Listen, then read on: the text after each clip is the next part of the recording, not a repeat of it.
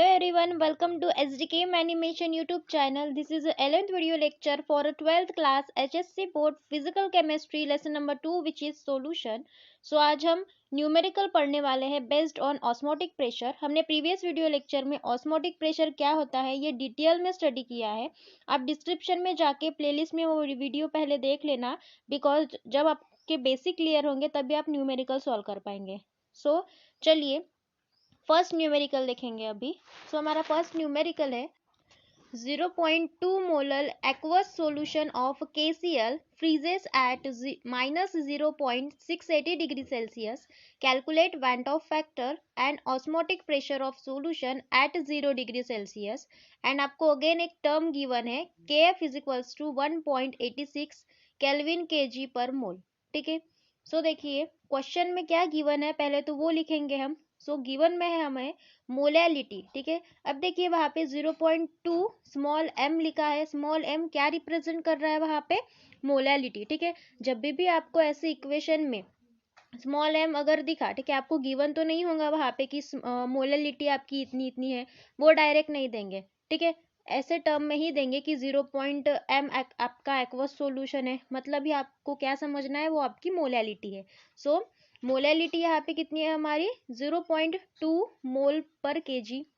ठीक है. Then after that freezing point given है, मींस फ्रीजिंग पॉइंट को हम किससे रिप्रेजेंट करते हैं? डेल्टा TF से रिप्रेजेंट करते हैं. तो उसकी वैल्यू कितनी गिवन है? माइनस में गिवन है, मतलब माइनस 0.680 डिग्री सेल्सियस. अब ये माइनस में गिवन है तो यहाँ पे हमने पॉजिटिव वैल्यू क्यों लिखी उसकी? तो देखिए अगर हमने 0 डिग्री सेल्सियस से माइनस किया, जो हमारी गिवन टर्म है, गिवन टर्म कौन सी है? Minus 0.680 degree Celsius. ठीक है. ये टर्म गिवन है तो यहाँ पे माइनस माइनस क्या हो जाएगा? प्लस हो जाएगा. तो दैट्स वाई हमने क्या लिखा? Freezing point is equals to 0.680 degree Celsius. ठीक है. देन आफ्टर दैट एक और टर्म हमें गिवन है यहाँ पे क्रायोस्कोपिक कांस्टेंट, मतलब ही आपकी KF की वैल्यू गिवन है. KF की वैल्यू कितनी है यहाँ पे? 1.86 केल्विन kg पर मोल. ठीक है. एंड वन मोर थिंग, यहाँ पे आपको टेम्परेचर भी गिवन है. अब टेम्परेचर का क्या यूज है तो हम बाद में आपको ये बताएंगे, बट ये देखिए यहाँ पे जो आपका सॉल्यूशन है वो कितने डिग्री सेल्सियस पे है? 0 डिग्री सेल्सियस पे गिवन है. तो 0 डिग्री सेल्सियस को अगर हमने केल्विन में कन्वर्ट किया तो हमें क्या मिलेगा? 0 प्लस 273, मतलब ही 273 केल्विन, इतना आपका टेम्परेचर होगा. ठीक है. Then after that to find में देखिए, टू फाइंड में क्या करना है हमें? फर्स्ट वैन टॉफ फैक्टर, मतलब ही I की वैल्यू निकालनी है, एंड दूसरी ऑस्मोटिक प्रेशर ऑफ सॉल्यूशन. ठीक है. मतलब पाई की वैल्यू कैलकुलेट करनी है. सो देखिए सॉल्यूशन में हमने यहाँ पे क्या लिखा है? एक फार्मूला लिखा है कि TF not is equals to, या फिर delta TF is equals to KF into M. अब नॉट क्यों लगाया यहाँ पे हमने? तो देखिए जब हमने जो कोलिगेटिव प्रॉपर्टी पढ़ी थी, ठीक है, वो किसके लिए थे? नॉन इलेक्ट्रोलाइट सॉल्यूशन के लिए. ठीक है. तो देखिए अब हमें यहाँ पे क्या कैलकुलेट करना है वो देखना पड़ेगा. पहले क्या, किसकी वैल्यू हमें फाइंड आउट करनी है? I की वैल्यू फाइंड आउट करनी है. और I का फार्मूला क्या बताता है हमें? Electrolyte divided by non electrolyte. ठीक है. और जितने भी आपकी कोलिगेटिव प्रॉपर्टीज है, जैसे कि वेपर प्रेशर लोअरिंग हो गया, बॉइलिंग पॉइंट एलिवेशन, ठीक है, और ऑस्मोटिक प्रेशर, तो उनको सभी से हमने मतलब एक फार्मूला लिखा था I का. जैसे इन एग्जांपल ले लेते हैं हम फ्रीजिंग पॉइंट डिप्रेशन का ही. ठीक है. अब देखिए I की वैल्यू कैलकुलेट करना है तो हमें I का फार्मूला पता होना चाहिए. वो फार्मूला क्या था? Delta TF divided by delta TF not. ठीक है. नॉट किस लिए हम यूज करते थे? नॉन इलेक्ट्रोलाइट के लिए यूज करते थे. तो डेट्स वाई नॉन वर्ड्स यहाँ पे ध्यान में रखना कि यहाँ पे नॉट की वैल्यू हम क्यों फाइंड आउट करनी है? बिकॉज हमें वैन टॉफ फैक्टर डिराइव करना है. So according to formula KF into M, KF की वैल्यू आपकी क्या है यहाँ पे? 1.86, एंड मोलैलिटी आपकी कितनी है यहाँ पे? 0.2. ठीक है. So after calculation we got 0.372 kelvin. Okay. After that अब देखिए I की वैल्यू अभी यहाँ से फाइंड आउट करेंगे. हमने TF नॉट की तो वैल्यू कैलकुलेट की है, अब हमें I की वैल्यू कैलकुलेट करनी है. और according to formula I is equals to delta TF divided by delta TF not. ठीक है. डेल्टा TF की भी वैल्यू हमको गिवन है, फ्रीजिंग पॉइंट आपका, and delta T F not की वैल्यू हमने अभी निकाला है। सो देखिए delta T F is equals to 0.680 kelvin है इतना, एंड डेल्टा टी एफ की वैल्यू कितनी है यहाँ पे 0.372 केल्विन। ठीक है, then after division we got 1.83 I की वैल्यू। ठीक है, यहाँ पे हमने आई की वैल्यू निकाली, मतलब हमारा फर्स्ट जो इक्वेशन था या फिर फर्स्ट फाइंड करना था आई की वैल्यू हमने यहाँ पे क्लियर कर ली। ठीक है, देन आफ्टर दैट देखिए अब क्या कैलकुलेट करना है हमें, ऑस्मोटिक प्रेशर ऑफ सॉल्यूशन।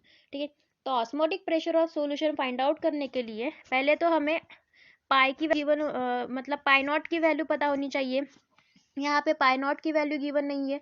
ठीक है, तो हम पाई नॉट का इक्वेशन क्या है हमारे पास, m into R into T. ठीक है, और क्यों यहाँ पे नॉट लगा, जितने भी हमने पहले फार्मूलाज पढ़े थे वो किसके लिए थे, नॉन इलेक्ट्रोलाइट के लिए थे। ठीक है, और यहाँ पे क्यों निकाल रहे हैं हम नॉन इलेक्ट्रोलाइट का इक्वेशन या फिर वैल्यू, बिकॉज ऑफ हमें यहाँ पे ऑस्मोटिक प्रेशर मतलब ही पाई की वैल्यू निकालनी है, और पहले हमने क्या निकालना था, आई की वैल्यू निकालनी थी। दैट्स वाई हमने यहाँ पे नॉन इलेक्ट्रोलाइट का ज़्यादा यूज़ हो रहा है, मतलब उसकी वैल्यू हम यहाँ पे ज़्यादा निकाल रहे हैं। ठीक है, तो देखिए पाई नॉट कितना है हमारे पास, एम आर टी। अब एम क्या है यहाँ पे, हम अगर एम को एक्सपांड करें तो क्या होगा, N two divided by V, ये हमको पता है। ठीक है, according to formula of molarity. Then after that pi not is equals to, ये इसका इक्वेशन कैसे हो जाएगा, N two R T divided by V.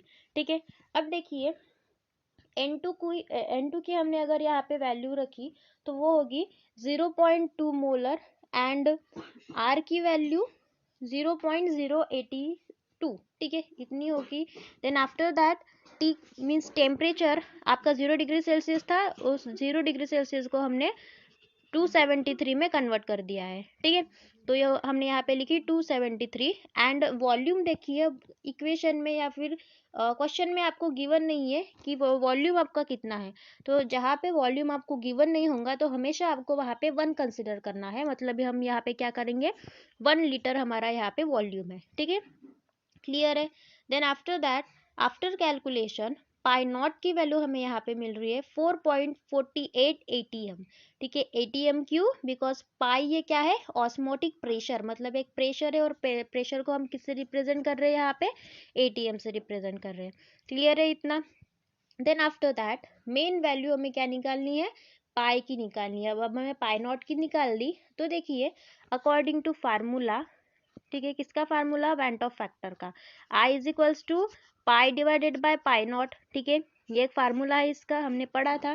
ठीक है, तो पाई की वैल्यू हमें निकालनी है, आई की भी गिवन है, पाई नॉट की भी वैल्यू गिवन है। सो आफ्टर रीअरेंजमेंट हमारा जो फार्मूला होगा, pi is equals to I into pi not, ऐसे हो जाएगा, मतलब ही 1.83 इंटू 4.48। देन आफ्टर मल्टीप्लीकेशन हमें जो वैल्यू मिलेंगी वो कितनी होगी, 8.2 ATM इतना होगा, मतलब भी हमने यहाँ पे ऑस्मोटिक प्रेशर ऑफ सॉल्यूशन ये भी कैलकुलेट कर लिया है। ठीक है, क्लियर है, हो गया आपका first numerical. Then second numerical देखिए, 0.01 molar aqueous formic acid solution freezes at minus 0.021 degree Celsius. Calculate its degree of dissociation if Kf is equals to 1.86 Kelvin kg per mole. ठीक है, देखिए क्वेश्चन में क्या गिवन है पहले वो लिखेंगे, मोलैलिटी गिवन है हमको यहाँ पे। ठीक है, कितनी है वो 0.01 m इतनी। Then after that delta T F की वैल्यू गिवन है, और वो में है, निगेटिव में है। ठीक है, और निगेटिव में है तो उस वैल्यू को अगर हमें पॉजिटिव करना होगा तो हम क्या करेंगे, 0 डिग्री सेल्सियस से उसको माइनस करेंगे, मतलब ही माइनस माइनस यहाँ पे क्या हो गया, प्लस हो गया, एंड आपकी वैल्यू भी प्लस में आ गई, 0.021 डिग्री सेल्सियस इतना हमें यहाँ पे मिला।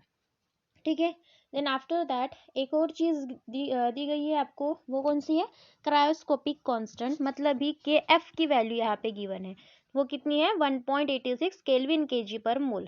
ठीक है, ये सभी आपको गिवन है। देन आफ्टर दैट देखिए टू फाइंड क्या करना है हमें, डिग्री ऑफ डिसोसिएशन, मतलब ही यहाँ पे आई की वैल्यू हमें फाइंड आउट करनी है। अब देखिए डिग्री ऑफ डिसोसिएशन कैलकुलेट करना है हमें, तो डिग्री ऑफ डिसोसिएशन का फार्मूला हमने क्या पढ़ा था, alpha is equals to I-1 divided by N-1, ठीक है। मतलब यहाँ पे हमें किसकी वैल्यू फाइंड आउट करनी होगी, पहले तो I की वैल्यू फाइंड आउट करनी पड़ेगी, और N की वैल्यू ये तो हमें पता ही है कितनी आएंगी।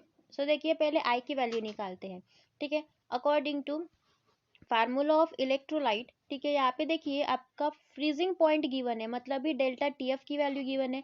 सो डेल्टा टीएफ का ही फार्मूला यहाँ पे लिखेंगे, क्या है वो, delta TF is equals to I into K F into M, ठीक है। तो देखिए अगर हम यहाँ पे वैल्यू पुटअप करें, डेल्टा टीएफ की वैल्यू कितनी है 0.021, देन आई तो हमें निकालना है, के एफ की वैल्यू कितनी है 1.86, एंड मोलैलिटी आपकी कितनी है यहाँ पे 0.01 इतनी है, ठीक है। Then after rearrangement we got I is equals to 0.021 divided by 1.86 into 0.01, ठीक है, इतना है। Then after calculation we got I की वैल्यू कितनी है 1.13 इतनी आ रही है। मतलब ही हमने यहाँ पे क्या कैलकुलेट किया, हमारा van't Hoff factor. Then van't Hoff factor calculate करने के बाद according to formula of degree of dissociation, ठीक है, फार्मूला क्या है हमारा, मैंने आपको अभी बताया, alpha is equals to I-1 divided by N-1, ठीक है। आई की वैल्यू कितनी है यहाँ पे 1.13 इतनी है। अब देखिए एन की वैल्यू कैसे कैलकुलेट करें। अब कंसिडर कीजिए जो फॉर्मिक एसिड है, ठीक है, फॉर्मिक एसिड का फार्मूला क्या है, H, C double bond O OH, ठीक है, ये आपका फार्मूला है। अब ये आपका मॉलिक्यूल है, इस मॉलिक्यूल को आपने अगर वाटर में डाला तो वो ब्रेक होके आपको क्या करेगा, दो आयंस का फॉर्मेशन देगा, ठीक है, मतलब ही H+ आयन देगा।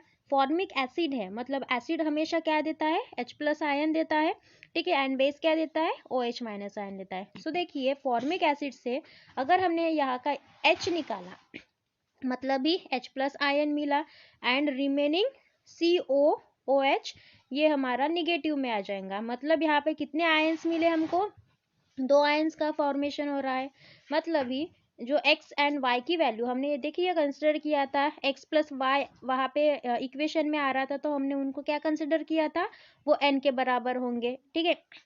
तो n के बराबर मतलब ही क्या, यहाँ पे देखिए अब x की वैल्यू कितनी आ रही है, आपको आयंस कितना मिल रहा है, पहला H+ मीन्स एक आयन मिल रहा है, तो यहाँ पे 1 आएगा, ठीक है। और सेकंड में देखिए COOH वो भी एक आयन मिल रहा है, तो y की वैल्यू कितनी हो गई 1। सो x+y मतलब भी 1+1 इतना हो जाएगा, ठीक है। तो वैल्यू कितनी मिली n की आपकी 2 आई, इतनी वैल्यू आपकी n की है, ठीक है, कितनी 2 है। सो अब देखिए हम फार्मूला में वैल्यूज पुटअप करेंगे, तो 1.13 -1 डिवाइडेड बाय 2 - 1 मतलब भी क्या होगा 1 होगा, तो उसकी कोई वैल्यू नहीं है। सो डायरेक्ट क्या करेंगे हम यहाँ पे 1.13 -1 मतलब भी हमें कितना मिलेगा 0.13, इतने हमें अल्फा की वैल्यू यहाँ पे मिलेंगी। अब देखिए अगर आपको परसेंटेज में कैलकुलेट करना है, तो जो आपकी अल्फा की वैल्यू आपको मिली है, ठीक है, मतलब percentage of degree of dissociation calculate करना है, ठीक है, वो नेक्स्ट टर्म आपको नेक्स्ट लेसन में आने वाली है कि डिग्री ऑफ डिसोसिएशन और percentage of degree of dissociation क्या होता है। सो देखिए अब यहाँ पे अल्फा की वैल्यू कितनी मिली हमको 0.13 इतनी मिली, तो उस 0.13 को 100 से मल्टीप्लाई करेंगे तो हमें क्या मिलेगा वहाँ पे परसेंट मिलेगा, किसका, डिग्री ऑफ डिसोसिएशन का। सो कितना हो जाएगा यहाँ पे 13% इतनी वैल्यू आपकी यहाँ पे मिलेंगी, ठीक है। क्लियर है ये न्यूमेरिकल। देन देखिए next numerical, 3.4 gram of CaCl2 is dissolved in 2.5 liter of water at 300 Kelvin. What is the osmotic pressure of the solution? Van 't Hoff factor for CaCl2 is 2.47, ठीक है। अब देखिए given पहले लिख लेंगे, given में क्या है, मास है 3.4 ग्राम है, ठीक है, पहले ही लाइन में है, तो ग्राम क्या रिप्रेजेंट कर रहा है यहाँ पे, मास को रिप्रेजेंट कर रहा है, एंड किसका गिवन है यहाँ पे CaCl2।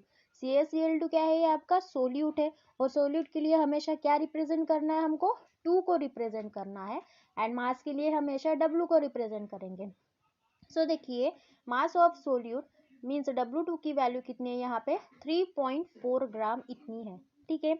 फिर आफ्टर दैट देखिए वॉल्यूम है आपको गिवन यहाँ पे, और वो किस में है, लीटर में है। लीटर में नहीं चाहिए हमको, हम लीटर को किस में कन्वर्ट करेंगे, डीएम क्यूब में। ठीक है, और आपको पता ही है, मैंने प्रीवियस वीडियो लेक्चर में बताया है कि 1 लीटर मतलब कितना डीएम क्यूब होता है, तो एक ही डीएम क्यूब होता है, मीन्स 1 डीएम क्यूब होता है। ठीक है, तो आप लीटर को रिप्लेस करके क्या लिखेंगे वहां पे, डीएम क्यूब, बस। ठीक है, तो देखिए वॉल्यूम कितना है, 2.5 डीएम क्यूब इतना है। देन टेम्परेचर आपका गिवन है 300 kelvin. Then next term is van't Hoff factor, means I की भी वैल्यू गिवन है यहाँ पे, वो कितनी है, 2.47 इतनी है।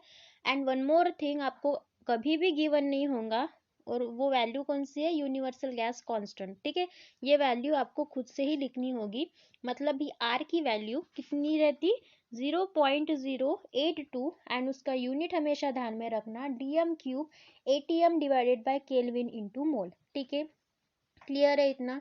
देन देखिए आफ्टर दैट पहले तो हमें ये पता होना चाहिए कि यहाँ पे हम फार्मूला कौन सा यूज करने वाले हैं। ठीक है, देखिए आपको फाइंड क्या करना है, ऑस्मोटिक प्रेशर ऑफ सॉल्यूशन, मतलब ही पाई की वैल्यू फाइंड आउट करनी है।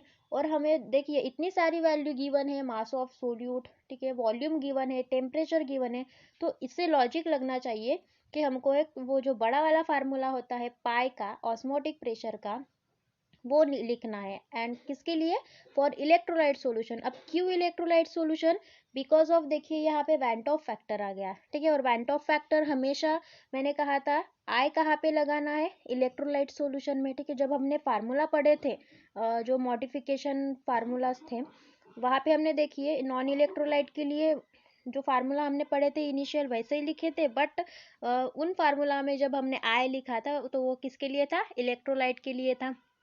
ठीक है, तो ये अब हमें पाई की वैल्यू किसके लिए निकाल रहे हैं, इलेक्ट्रोलाइट सॉल्यूशन के लिए निकाल रहे हैं। ठीक है, तो इसका फार्मूला क्या हो जाएगा फिर यहाँ पे, pi is equals to I into W2 divided by R2 into T divided by M2 into V. ठीक है, ये वाला ही फार्मूला यहाँ पे एप्लीकेबल होगा। अब देखिए यहाँ पे M2 की वैल्यू आ रही है, M2 की वैल्यू मतलब मोलर मास ऑफ सोल्यूट, तो ये हमें पता होना चाहिए। यहाँ पे ऑलरेडी आपको गिवन है CaCl2, ये आपका कंपाउंड है। ठीक है, मतलब आपका सोल्यूट है, तो आप इससे मोलर मास इजीली कैलकुलेट कर सकते हैं। ठीक है, देखिए पहले क्या करना पड़ता है मास निकालने के लिए, किसी Ca का मास कितना होगा, 40। ठीक है, उसका एटॉमिक नंबर 40 होता है, and atomic mass atomic number 20 होता है, एंड एटॉमिक मास 40 होता है। ठीक है, देन आफ्टर दैट CaCl2।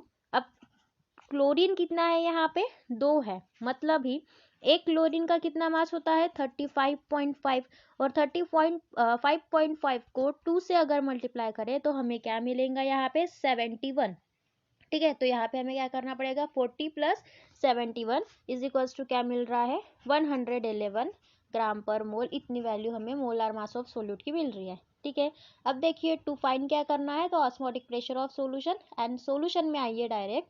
आप यहाँ पे पहले हमने फार्मूला लिखा है, फार्मूला क्या है आपका, pi is equals to I into W2 into RT divided by M2 into V. ठीक है, क्लियर है। देन सभी वैल्यू यहाँ पे पुटअप कीजिए, आई की वैल्यू कितनी है, 2.47, W2 की 3.4, एंड जो टेम्परेचर है आपका वो कितना है, 300। अगेन आर की वैल्यू क्या है आपकी यहाँ पे, 0.082 डिवाइडेड बाय M2 कितना है, 111, and volume 2.5। So after calculation we got osmotic pressure of solution is 0.7450 atm। ठीक है, क्लियर है। सो ये हो गए numerical based on osmotic pressure. आपके यहाँ पे सभी न्यूमेरिकल्स हमने कवर कर लिया है, लेसन भी यहाँ पे आपका खत्म हो गया है। ठीक है, अगर आपको कोई डाउट होगा according to this lesson, so please let me know in the comment section. ठीक है, if you like this video so please like share and subscribe.